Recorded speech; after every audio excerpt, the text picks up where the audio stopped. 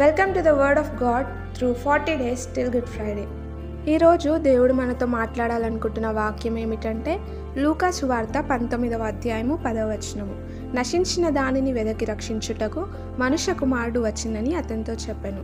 నిజమే కదా, ఈ లోకంలో నశించిపోయిన నన్ను రక్షించడానికి ఒక కన్యక గర్భములో మనిషి రూపంలో జన్మిస్తూ వచ్చినాడు యేసయ్య.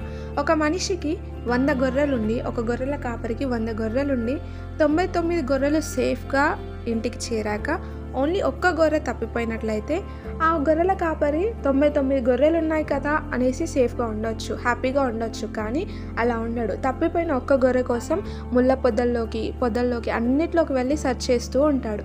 అలాగే ఈ క్షణాన యేసయ్య కూడా ఉన్న 99 మంచివారి కోసం కాదు, కానీ తప్పిపోయిన నీ కోసం ఈ లోకానికి వస్తూ వచ్చినాడు. ఎందుకంటే నువ్వు నరకంలో పడిపోవడం ఇష్టం లేదు ఆయనకి.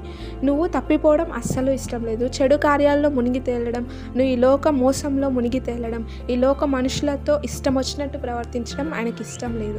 ఎందుకంటే నువ్వు నశించిపోయే స్థితిని చూసి ఆయన సంతోషపడేవాడు కాదు. ఎందుకంటే నిన్ను రూపించింది, నీకు జన్మనిచ్చింది ఆయన మాత్రమే. నిన్ను తల్లి గర్భంలో రూపింపబడక ముందే నిన్ను నిర్ణయించవచ్చున్నాడు. కాబట్టి ఆయన అంటున్నాడు, తప్పిపోయిన గొర్రెవు నువ్వు ఎటువంటి స్థితిలో ఉన్నావో కేవలం నీకు ఆయనకు మాత్రమే తెలుసు. నీ రహస్య జీవితం మీ ఇద్దరికి మాత్రమే తెలుసు, నీకు దేవునికి మాత్రమే. ఈ సమయంలో నువ్వు చేయవలసిన పని ఏమిటంటే రక్షింపబడి ఉన్నావా, నశించిపోయి ఉన్నావా? రక్షింపబడితే పరలోక రాజ్యానికి, నశించిపోతే నరకానికి. ఏ దారిలో నువ్వు ఉన్నావు అనేది నీకు మాత్రమే తెలుసు. నీ చేతిలో మాత్రమే నిశ్చయిత ఉంది. ఆయన వాక్యం సెలవిస్తుంది, నువ్వు నశించిపోవడం ఆయనకి ఇష్టం లేదు. కాబట్టి సిలువలో ఈ ఉపవాస దినాలు అనేటివి అది కదా, గుడ్ ఫ్రైడే అంటేనే అది కదా, సిలువలో మరణించి ఆ ఆఖరి రక్తపు బొట్టును కూడా నీకోసం కార్చి సమాధి చేయబడి 3వ దినాన పునరుద్ధారణుడిగా తిరిగి లేస్తూ వచ్చినాడు. ఆ రక్తం కేవలం నీ పాపక్షమాపణ కోసం చిందిస్తూ వచ్చినాడు.